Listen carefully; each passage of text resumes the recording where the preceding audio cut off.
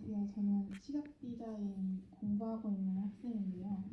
작업하는 방식에 대해서 궁금한 게 하나 있는데, 저도 시각적인 작업을 하는 사람이다 보니까 어떤 레퍼런스에서 벗어날 수 없다고 해야 되나? 어떤 레퍼런스가 당연히 필요한 작업들을 할 때가 있는데, 어, 저는 레퍼런스를 보고 작업을 한 제 작업물을 보면 모방에 조금 더 가깝다는 생각을 할 때가 있어요. 근데 제가 멜트미러님을 팔로우하고 있는데 디깅을 정말 열심히 하시는 분 같다고 생각을 했거든요. 근데 그럼에도 불구하고 멜트미러님의 작업은 모방이 아니라 그 이미지를 가져가되 좀 새로운 걸 만들어내는 분이라고 저는 느꼈거든요. 떨려가지고. 근데 그 차이가 좀 어디에서 오는지가 궁금하고, 그리고 모방이 되지 않기 위해서 약간 경계하고 있는 부분들이 있는지 궁금합니다. 사실 진짜 한국 사회에서 영상이든 무엇이든 조금이라도 상업적인 바운더리를 나가면은 제일 고민하게 되는 게 레퍼런스 이슈인 것 같아요. 사실 그러다 보니까 조금 노골적으로 얘기하면은 돈이 많은 현장을 갈수록 레퍼런스가 너무 명확해지고, 좀 더 노골적으로는 아예 클라이언트가 레퍼런스를 아예 들고 와서 똑같이 해달라고 하는 경우도 많고. 네.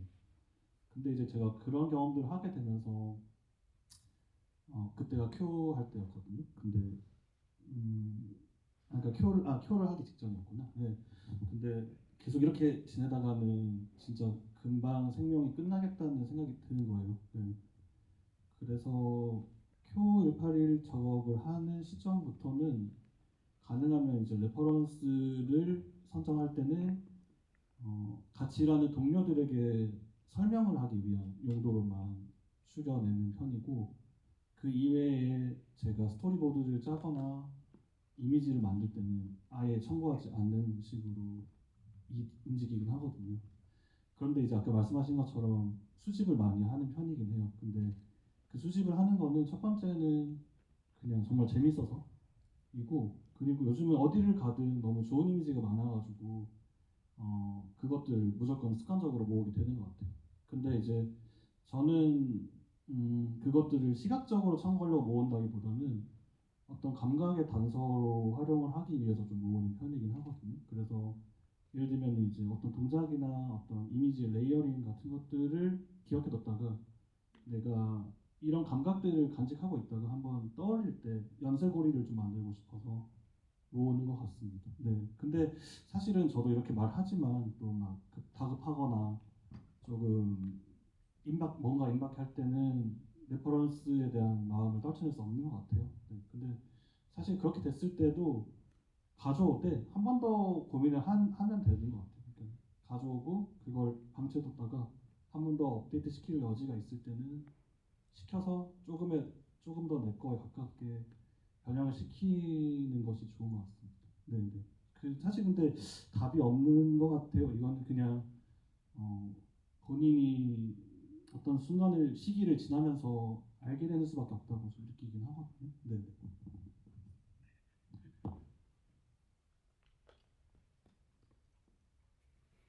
혹시 한 번만 더 질문을 받아볼까요? 네, 저기 뒤에 번쩍 들어주시면. 우선 상영작 모두 다 잘 봤고요. 제일 인상적이었던 루지를 타고 도망치는 사람들 관련해서 여쭤보고 싶은 게 있어서 손을 들었는데, 영상에서 일종의 가상 세계가 설정이 되잖아요. 그 가상 세계가 단순히 그냥 가상 세계 그 자체인 건지, 아니면 특별히 어떤 비유나 다른 은유로 의도를 하고 설정을 하신 게 있다면 그 비유가 뭔지 좀 여쭤보고 싶어서 이렇게 마이크를 잡게 되었습니다.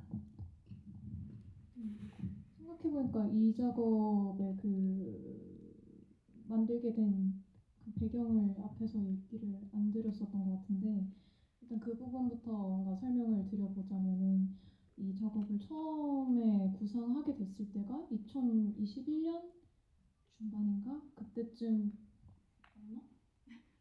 연도가 들어있네요. 그때쯤이었던 것 같아요. 그때 기억하시는 분들도 계시겠는데 그때 한창 이제 코로나 터지고 나서 좀 시간이 흐르고 주식이라든지 가상화폐라든지 이런 유동적인 자산들의 가치가 막 뛰기 시작하면서 그냥 너도 나도 할 것 없이 막 주식을 사고 뭐 코인에 투자를 하고 뭐 이러던 시기가 있었어요.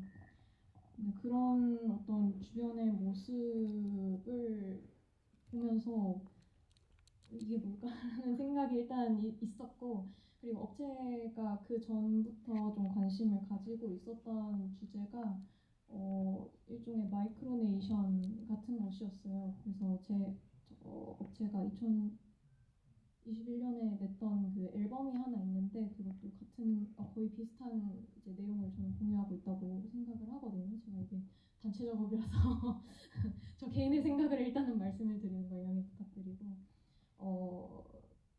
그러니까 우리가 살고 있는 이 국가라고 이제 국가라는 어떤 틀 안에서 어떤 정부가 어떤 그 중심이 되어서 이 시스템을 만들어 나가는 어떤 그런 국가라는 틀에서 벗어나서 뭔가 우리가 새로운 기축 통화를 만들어서 뭔가 아예 다른 세계의 어떤 나라를 만든다면 그런 주제에 항상 좀 관심이 있었던 것 같아요.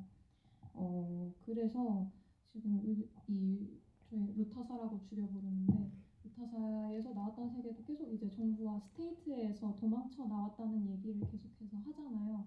그래서 그들이 도망쳐서 도착한 곳이 아까 보셨던 그런 공간이라고 생각하시면 좀 이해가 쉬우실 것 같아요. 그래서 근데 사실 이게 정말 허구적인 공간이냐라고 하면은 그렇지도 않은 것 같은 게 실제로 뭐 저희가 진짜는 뭔가 그들의 삶은 알 수 없지만 정말 거부들은 뭔가 진짜 막뭐 남태평양에 어디 섬 하나 사서 거기에다가 뭐 어떤 일종의 자기만의 국가를 만들어 놓고 살기도 하고 그러잖아요. 막 그러고 뭔가 어떤 그런 동떨어져 있는 어떤 지형을 이용해서 뭔가 거기에 뭐 자산을 은닉한다거나 뭐 이런 일들을 실제로 벌이고 있잖아요. 그러니까 그런 어떤 현상까지도 사실은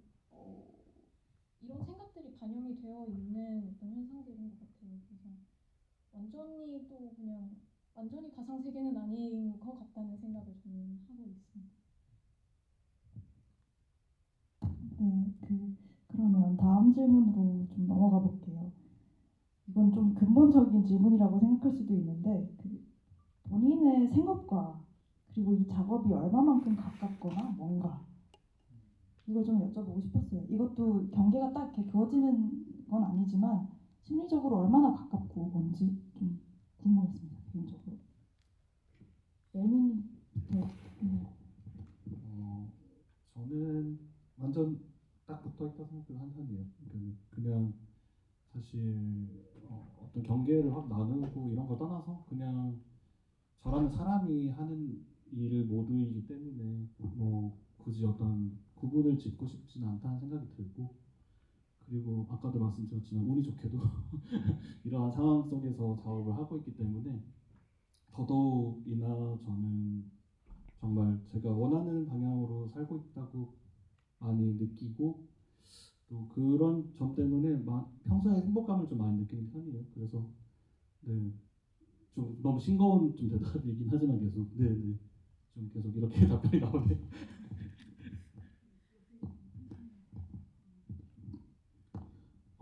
좀 질문 자체가 이렇게 막 엄청 스며들어지지 않는 느낌이 있는 게, 이제 음악을 만드는 일을 너무 어렸을 때부터 해왔고,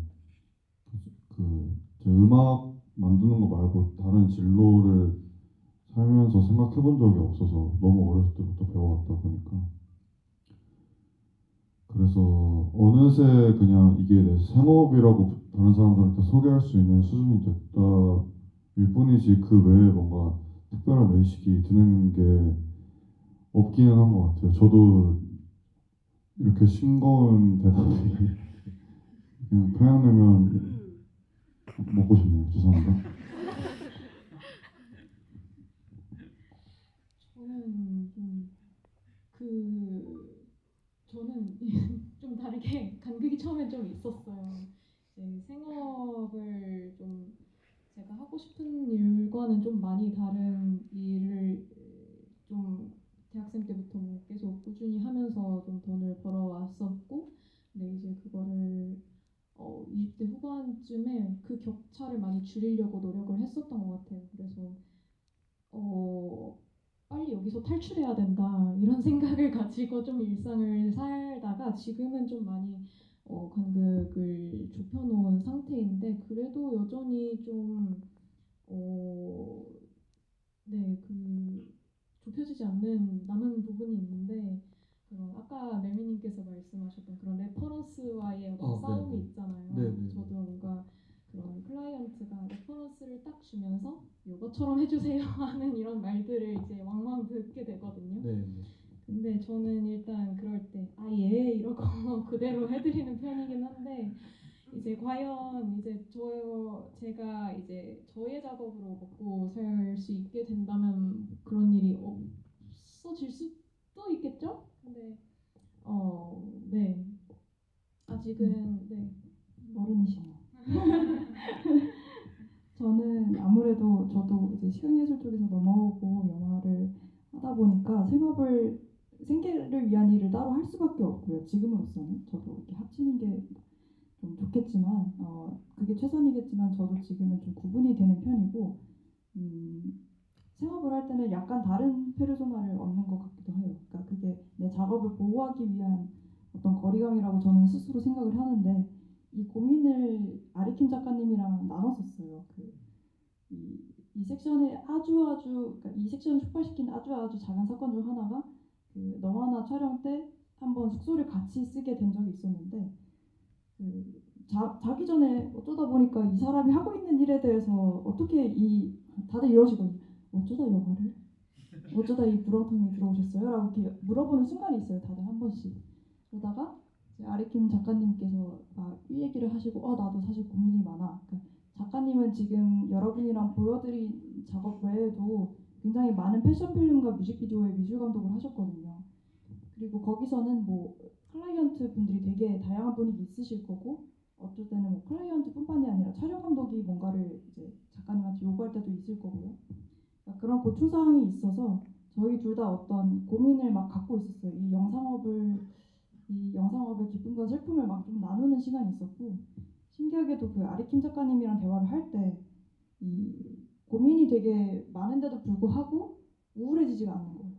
반대로 좀 어떤 힘이 나서 이 대화가 좀 신기하게 기억이 남는 순간이 있거든요. 잠깐 그런 얘기를 부끄럽지만 하게 됐는데 좀 연결되는 질문으로 그러니까 생계를 하는 일이 구분된다면 예를 들면 클라이언트가 있어서 뭐 어떤 요구를 했는데 자기만의 주장을 할 때가 있는가 고수를 할 때가 있나 그걸 약간 부딪혀서 난 이걸 지킬 거야 하는 게 있나 저는 분명 다 있을 거라고 생각했거든요. 그래서 아리킴 작가님의 답변은 고수하는 것 같다. 나는 약간 반항심이 있는 것 같아요 라고 얘기를 해주셨어요. 저는 깜짝 놀랐던 게 제가 봤던 아리킴 작가님의 모습은 항상 다정하고 약간 스윗하신 분이었기 때문에 이 사람이 반항하는 걸 저는 좀 상상할 수가 없는 거죠. 그리고 생각을 해보니까 저도 한반항을 했었고 그리고 제가 좋아하는 다른 친구들도 약간 일반화를 해서 말하자면 굉장히 선비나 현자 같은 친구들인데 어릴 때 다 이렇게 좀 삭발하고 막 오토바이 타고 다니는 그런 친구들이었던 거예요. 알고 보니까 그런 어떤 반항심이랄까요. 그런 지점 내가 한계를 긋는 어떤 상한선 혹은 하한선에 대해서 여쭤보고 싶었습니다. 고수할 때가 있는가? 없습니다. 어른이시네요?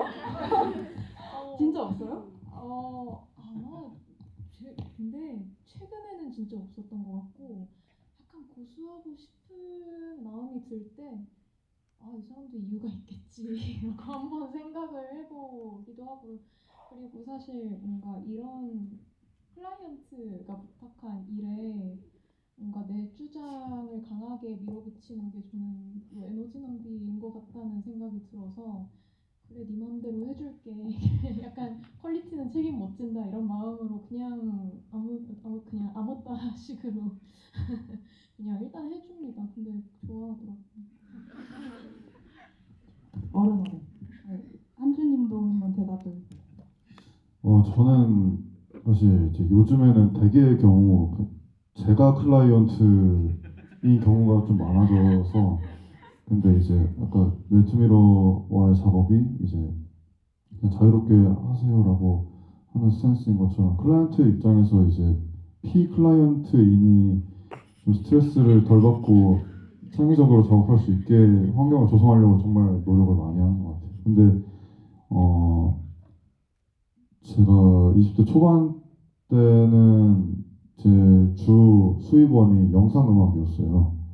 그 멜트미러랑 같이 또 한 그 어떤 뭐 광고라든지 패션 필름이라든지 그런 게 되게 많았는데 그때 당시에는 이제 클라이언트 쪽에서 제시하는 어떤 음악의 레퍼런스를 좀 일단은 순종적으로 따라 드렸던 것 같아요. 근데 그 안에서 뭔가 제 색깔을 넣고 싶은 구석이 있으면은 확실하게 넣었고 그런 부분들 다행히도 이제 운이 좋게도 그런 부분을 용인해주는 클라이언트들을 많이 만나왔던 것 같아서 네, 그랬습니다요. 여기서 잠깐 질문해도 되나요? 한주 씨 클라이언트가 이다 씨였던 적도 있잖아요. 제가 알기로. 맞아요. 네, 그때는 뭔가 이런 상황이 없었나요? 이거 클라이언트님 제가 좀 얘기해봐도 될까요? 그럼요. 예, 작년이었죠. 작년에 이제 재작년에 이제 그 최이다 감독님의 굿이라는 영화에 제가 완전 음악 감독은 아니고 이제 메인 테마격인 곡들을 좀 써서 드렸어요.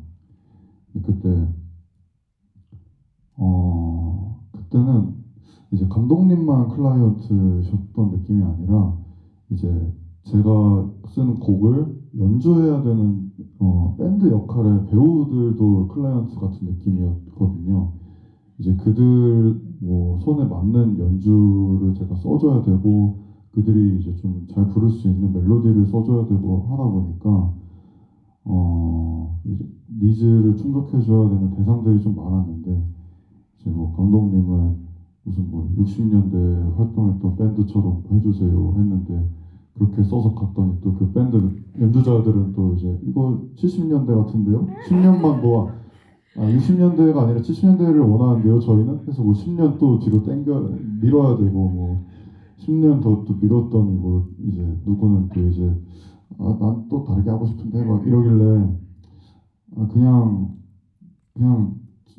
제 말 들으세요 하고 제가 좀 밀어붙였던 것 같아요. 살짝은 이제 제 대놓고 막 이렇게 하진 않았지만은 죄송합니다. 근데 그때 이제 작업이 개인적으로는 또 재밌고 그 배우 방금 얘기한 이제 밴드 멤버 역할의 배우들도 굉장히 유쾌한 사람들이었어서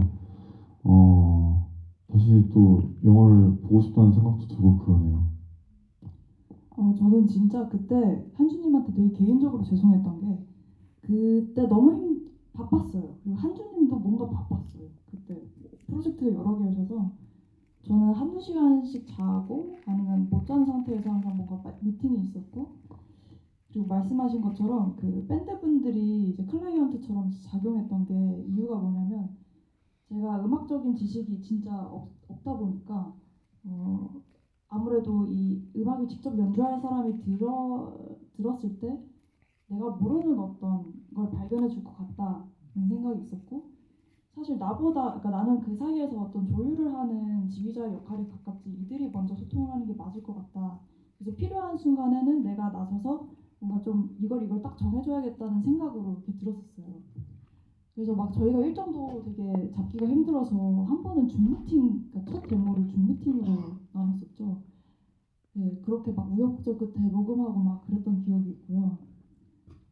그래서 그때 이제 음악가들은 이렇게 작업하고 이때 뭔가를 주의해야겠구나라는 거를 한준님을 보면서 진짜 많이 배웠던 기억이 있습니다. 그래서 저도 진짜 재밌게 작업을 했고 그러네요. 제가 피클라이언트가 한 번 되신 적이 있었네요. 제 기억으로는 휘가 소개를 시켜줘서 저희가 작업을 하게 됐던. 네, 감사합니다. 그리고 멜리님도 저도 영상 작업을 할 초기에는 굉장히 반발심이 컸던 것 같아요. 그래서 고집이랑 그런 것들, 그러니까 어쨌거나 내 작업을 우선시했던 것 같은데 어느 순간부터는 완전히 그런 마음을 버렸고요. 완전히 버렸고 지금은 조금 더 이상하게 좀 발전돼서 어차피 내가 하면은 나갔다라고 좀 느끼는 편이에요. 그래서 그냥 다 수용을 하는데 어쨌든 제가 만든 것처럼 보여요. 그래서 전혀 걱정하지 않고 그냥 수용하고 그 방향을 더 발전시키는 쪽으로 작업을 하고 있습니다. 네, 그래서 노페인 때 특히 그랬어요. 그러니까 노페인 때 약간 완전 최종 마스터본이 나오기 전에 데모 버전들을 들으면서 편집을 하는데 제가 되게 좋아하는 파트가 있었거든요. 근데 이제 그 부분이 원래는 조금 부드러운 상승 곡선을 타고 있는 좀 믹스 상태였는데 갑자기 거의 파이널이 왔는데 엄청 파워가 다 상승해 버린 거예요. 그래가지고 편집의 흐름이랑 안 맞게 돼버린 거죠.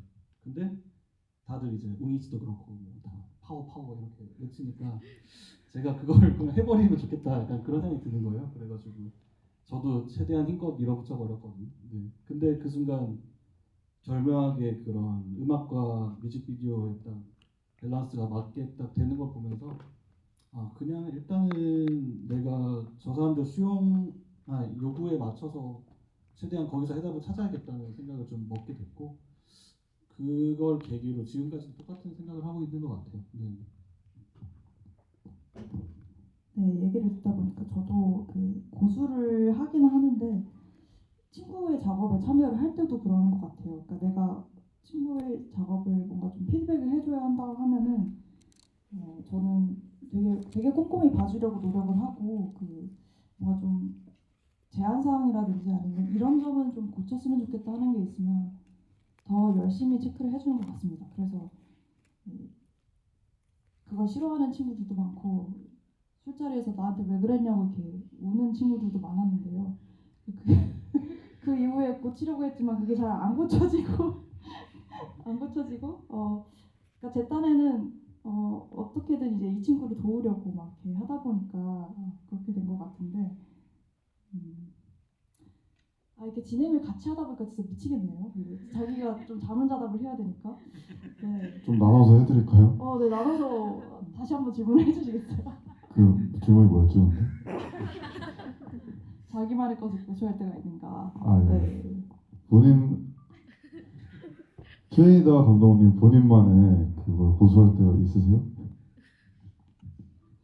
괜히 시킨 것 같아요. 죄송해요. 이렇게 이대로 비참해지는 경험을. 네, 고수를 자주 하는 편이고요. 네, 고수를 안 할 때도 있습니다.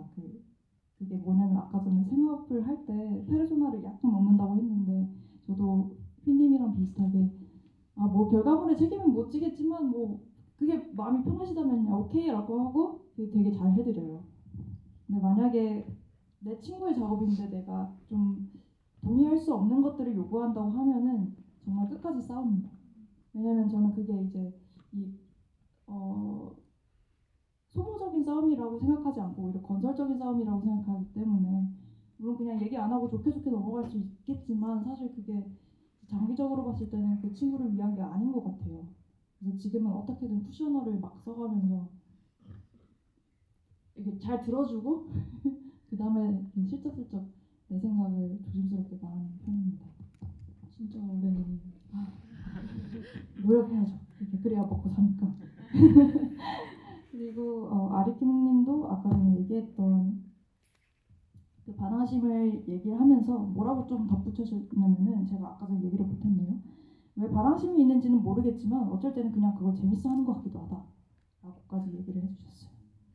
그리고 이게 사실 이 질문이 경계가 안 지어진 질문이긴 하지만 그래도 좀 어떤 얘기의 편의를 위해서 쓰자면 생업과 창작이 만약에 구분된다면 혹은 구분되지 않더라도 어떤 이유로 창작을 하는가 좀 여쭤보고 싶습니다.